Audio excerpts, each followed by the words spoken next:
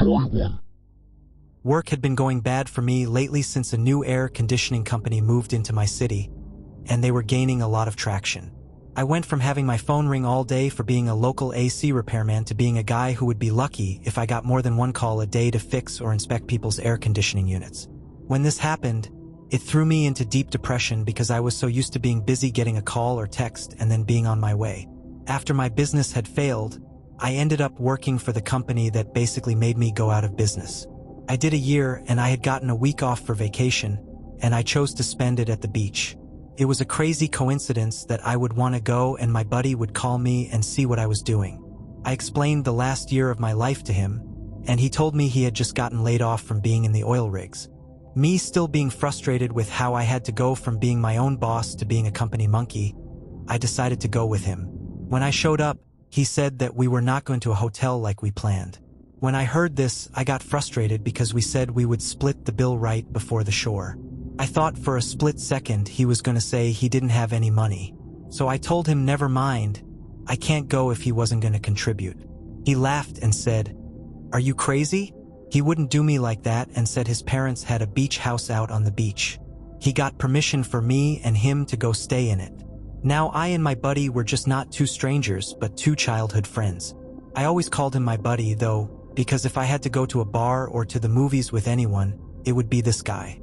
We always played together as kids, and his parents even came over to my childhood home to have cookouts with my parents. So when he told his parents not just anyone was staying with him but me, they went above and beyond to approve. They even sent me a voice note saying, "Have fun. We wouldn't want anyone else to enjoy the house but you and our son." Now his parents weren't rich. They just worked hard and had some houses to show for their hard work. My buddy tells me to be ready at 7 in the morning tomorrow because that's when he was going to pick me up and we were going to take off. Now the drive from here to the beach took at least 4 hours. So we would get there at 11 in the morning. As planned, he picks me up and he heads down there. We make a couple of stops and get there a little bit later than usual. When we arrived, he pointed it out to me, and it was beautiful and was this really cool and calming pink color. I told him I had never slept in a pink house before. When he heard that, he laughed and said, "Let's go up," because he was tired and wanted to relax. So we go up, and he shows me my room, and I settle in and we chill for a second. I felt so privileged because of the 2 levels, 7 rooms, and 3 bathrooms. My buddy told me, "Let's take a nap and go out and walk along the beach." So we do that, and everything happens as he said it would. He shows me another surprise, though, and along the back it's a super fancy golf cart. I told him, "How much did this cost?" He said, "You don't even want to know." I said, "You're right. I really don't."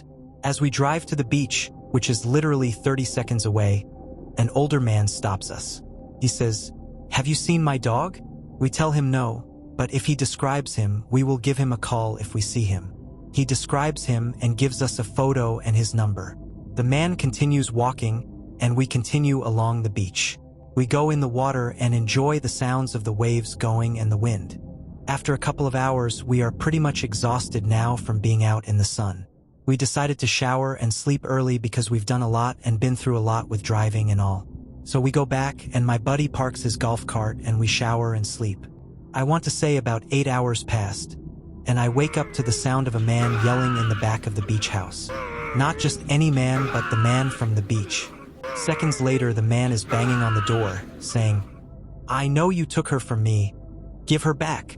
I go out my door to my buddy, and as soon as I go out, I see him and we both scare each other. He whispers in my ear, saying, "What should we do?" I told him, "I don't know, but we better do it fast." So we call the cops and they stay on the phone with us and the guy leaves. The cops say they didn't see him and didn't know where he was. They said if they found him, they would call us. I and my buddy cannot sleep after that, so we sit in the main living room and just talk about what happened and start to play a game. There is a point in the game where zombies remove wood, and we knew that. What we didn't know is that the wood sound was not coming from the game. It was coming from way above us. If my friend didn't say, "Pause it so I can use the restroom," we would know. As soon as I paused it, we heard the noise. It was almost like someone was knocking on wood and sawing at the same time. Again, my friend and I look at each other, and without even a word, it was like we were communicating with our minds. We go and we close every door and window we know of, and we go outside. When we are outside, we hear the man saying, "I just need my dog. See, here she is, here she is, here she is," and then we hear a dog barking. If we were dumb teenagers, we would have fallen for the Bluetooth speaker trick. But we didn't. The cops came, and they arrested the man and found out something horrifying. They found out the man had already robbed several people at gunpoint within the past week by saying he was looking for his dog. He would throw his speaker in the back and say his dog was back there, and when people would open up, he would force himself in and rob them. Luckily, no one ever got hurt, and the man faced 20 years in prison for multiple charges. Story 2. I spent most of my life living on the coast, and I even went to elementary, middle, and high school while living in my house close to the beach. My parents decided when I graduated and went to college they would rent out the house and move to the city, and they were even generous enough to get another room in their house in case I needed to live there.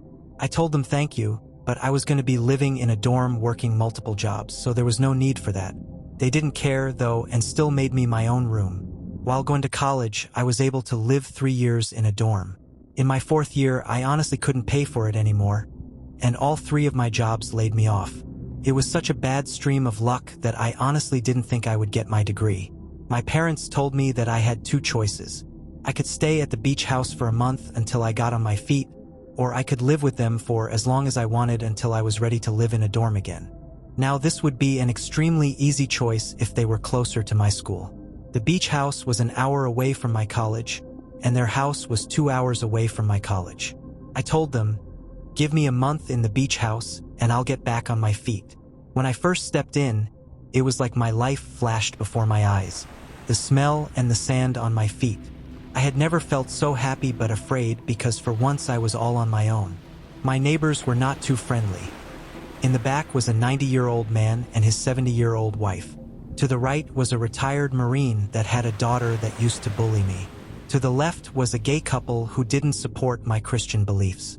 The beach made all of that seem pointless, though. Countless days I would spend at my desk on the phone with my mom or dad while I was doing my work. It was my last week at the house, and I had cleaned it up pretty well and managed to get several interviews for the next day. I made sure I had my coffee out and my metal thermos cup ready to make my stuff and go. I go to sleep at a reasonable hour, and usually my alarm wakes me up or I automatically wake up in the morning. This time, though, I wake up and it's still dark. I wonder what's wrong with me and why I'm awake, and I look around, and my blanket is on the ground. I am not known for knocking the blanket off of me, so I get it and go back to sleep. I'm asleep, and again I wake up with the blanket back on the ground. I grab it and put it back on me. I go back to sleep, and now for the 3rd time I assume it's the same thing, but when I go to get the blanket, it's gone. Not under the bed, not on the bed, not in the hallway, not anywhere. I feel so pissed at this point I speed walk to my parents' room, and I freeze in place. I see someone standing where my mom usually slept, hunched over with their hands behind their back. Where she usually slept, my blanket was there. What I saw next terrified me to where I did not even care I had no shoes on. I just ran to my car. The man pulled out an assault rifle and shot the bed. I didn't even remember locking the door. I just called the cops, and they came and didn't find the guy but started an investigation. My parents were so shocked by what I said they drove down to the house and talked to the cops. The cops were dumbfounded, and so were my parents. Sadly, they didn't have cameras on the house because it was being rented. One thing was for sure though that day. Someone really hated one of my parents.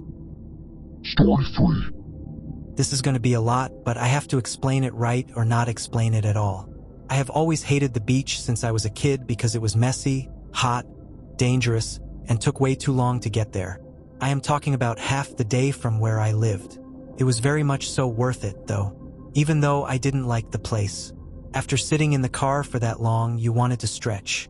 Now my relative I'll call Todd and my friend I'll call Jeremy were both in town. All 3 of us were like the dream team when growing up. The principal knew if one person did something wrong, the other one was sure to have his hand in it. We grew up and said no matter what, we were not going to grow apart, so we didn't until we got jobs, of course, and went to college.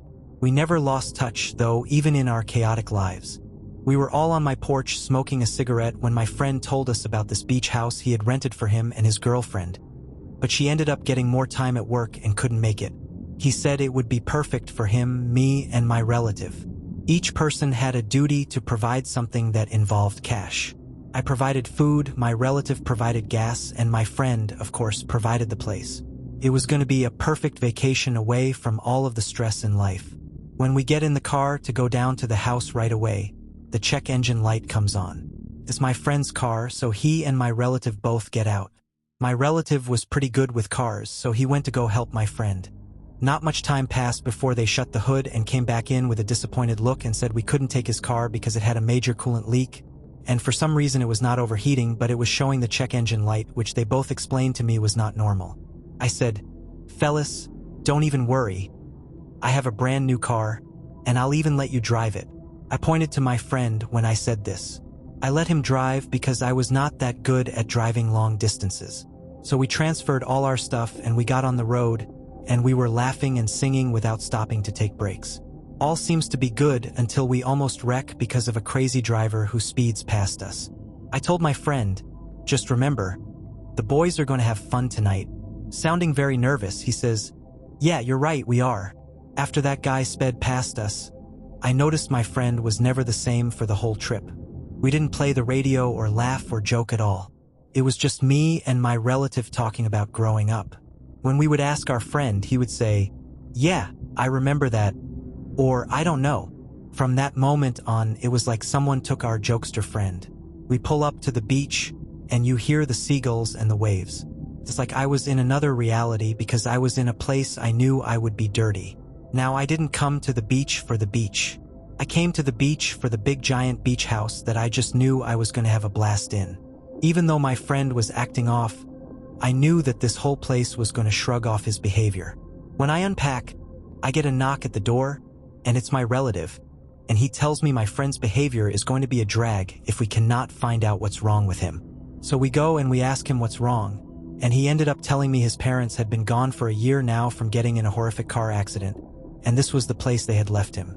Their home had been destroyed by a tornado, which I was not surprised by since they lived in Ohio.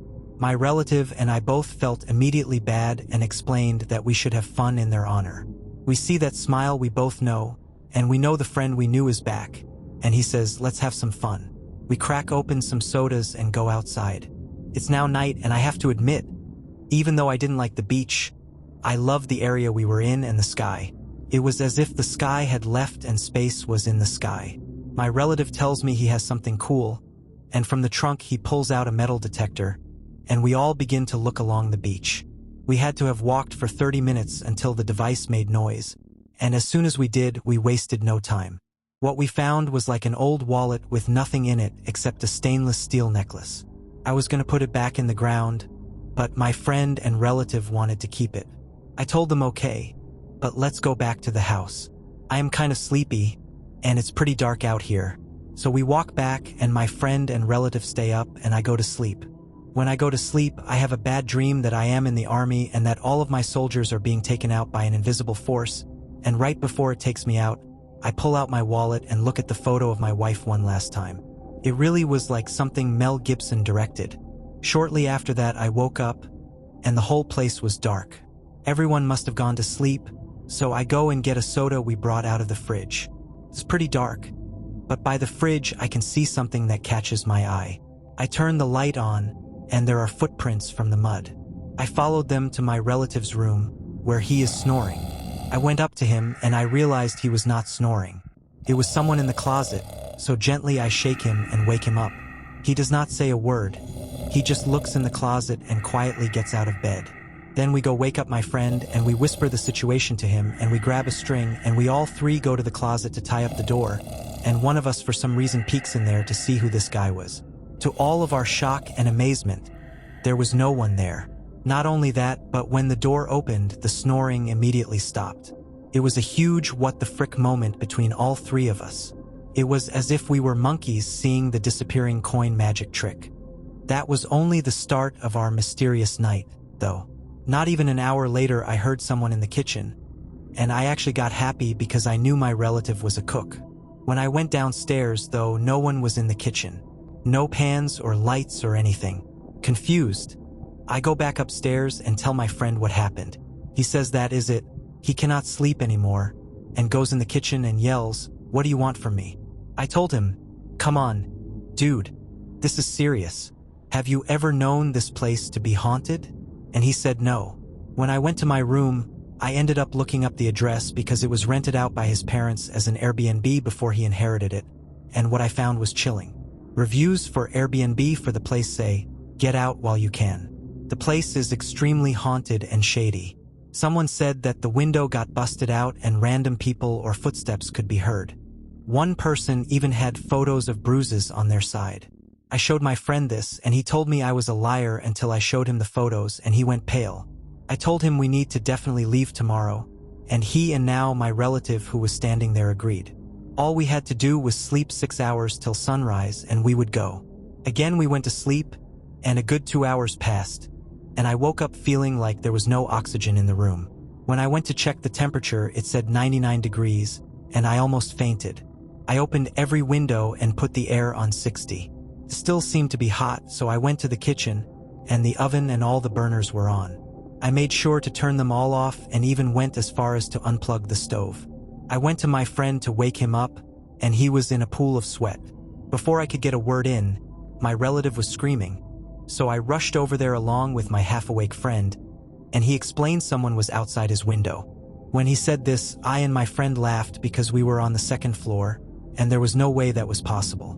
Then, out of the middle of nowhere, a loud bang was heard above us, and we all ran out of there screaming for our lives and got in the car.